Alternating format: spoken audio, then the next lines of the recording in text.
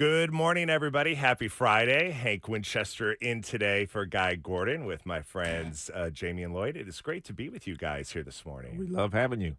Yeah. Welcome. Thank you. I appreciate it. This has been fun with you. Yeah, we've enjoyed it. Listen, the one thing that I think all Detroiters have enjoyed have been watching our Detroit Tigers and our Detroit Lions making a run for it. It's a lot of fun. Of course, with that comes the demand for tickets.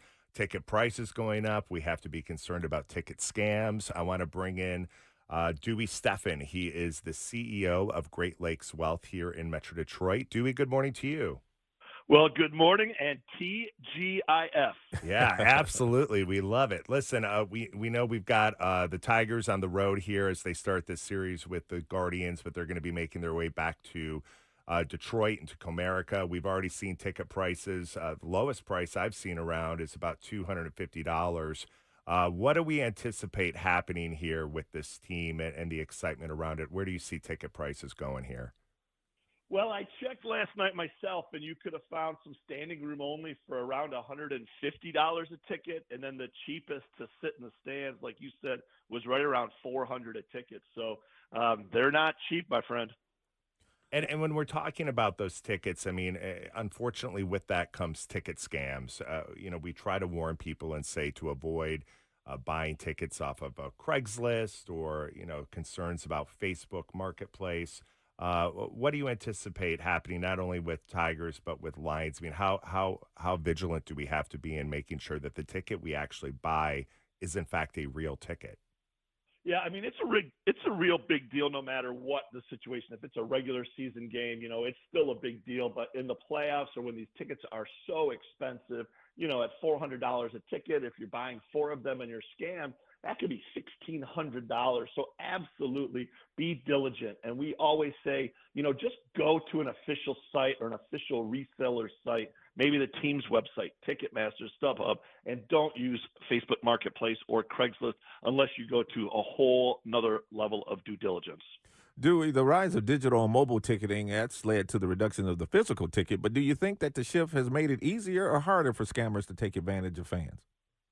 Well, I think in general, it's probably made it harder because I don't think there's as many people that are going off of sites that are not reseller sites. So I think the days of meeting in the parking lot and handing tickets for an envelope of cash, those are kind of over. So it's a whole new world, in the cyber and digital age. So you have to be diligent, but I'm hoping that less people are getting scammed.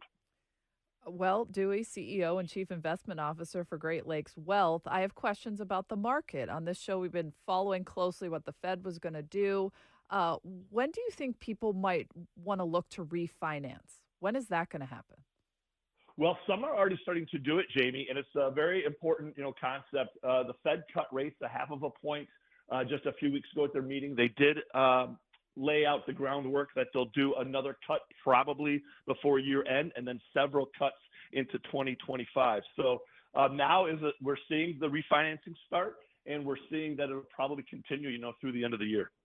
The market, Dewey, has been pretty solid. I mean, in fact, I think it was just about a week ago we had a record day. What do you think is driving that right now? And do you anticipate that kind of riding this wave through the end of the year, or could the election and political uncertainty kind of shake things up a little bit? Well, just like we just discussed with the ticket scams, with the markets right now, you need to be diligent as well. And you really need to understand what your specific situation is. Wall Street hates uncertainty. And so when the Fed laid the groundwork a few weeks back about what their path is going to be to give us a soft landing, Wall Street, cheered and they voted with the investments they made. We have the election coming up. We have to see what uncertainty is there, who is going to win. And it's not just the presidential race, it's also for Congress. So the uncertainty may creep back in and you'll hear some headlines. So understand volatility is part of investing, and volatility usually means goes down, but that's when you can profit. And so volatility does create opportunity, but don't just believe the hype. Recognize your specific situation and use what's going on right now to maybe rebalance. Take a look at your 401k and don't do what happened a few months ago, which was panic when the market went down, for a week straight. Dewey, the former president was in town yesterday. Well, he was in Saginaw yesterday, and he talked about his tariff plan, and he framed it as a win for Michigan's economy, especially for manufacturing. You agree? Well, I don't really know that much about that, to be honest. I didn't get a chance to understand or listen to what happened yesterday. And I just think that, again, everyone has to recognize what is on the table, on all the different fronts. But Michigan, I really hope that we have some success in the future. Dewey, we have podcast star Hank Winchester, and I understand you also have a podcast. I do. We have a podcast called What Do We Do? It's an investment podcast, and we call it endearingly Learn to Earn. So we have 2 episodes a month. One is where I talk about a timeless or timely investment topic, do it fast in under 10 minutes.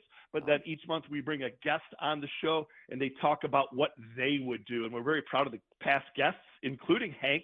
And the current guest episode out is with his colleague, Priya Mann. So we encourage anyone that's listening to the show today to check out our podcast on YouTube for the video, also iTunes, and also Spotify. Dude, going back to the ticket scams, if a fan realizes they've been scammed, I mean, what should they do? What kind of action should they take immediately to try to recover the money or prevent being scammed again? I mean, are there specific agencies or platforms that people should report scams to? Well, again, if you're using anything besides cash, you'll have some recourse, specifically if you use a credit card. So we always recommend using a credit card or PayPal and not debit cards and not cash.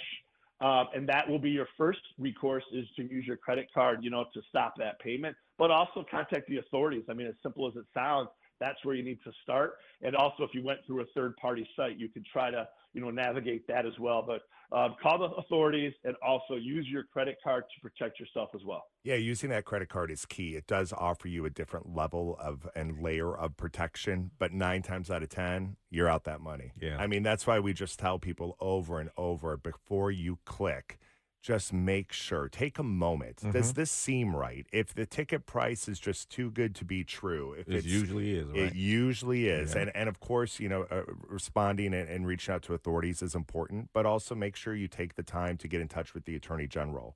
Let the AG know what's happening. Get in touch with the Better Business Bureau.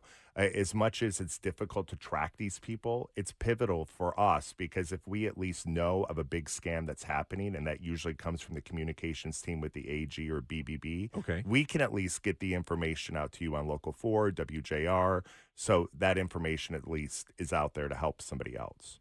But sometimes you're just out of the money. So that's why you're saying, be careful here. How important is, the Detroit Tigers are important, but how much money are we talking? Yeah, and I mean, especially if it's a significant concert event like Taylor Swift, for Yes. example. There were fans that I was interviewing who lost $4,000 or $5,000 because that's what the demand was for those tickets. So, yes, for the Tigers, there's going to be demand. Ticket prices are going to go up.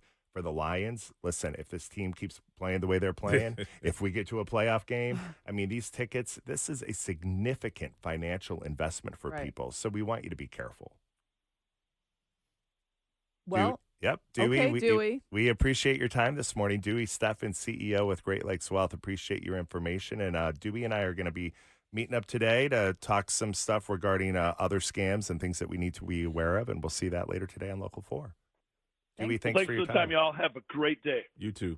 He was just waiting while we were all talking. Yeah, we're just talking hey, hello, I'm here. Sorry, Dewey.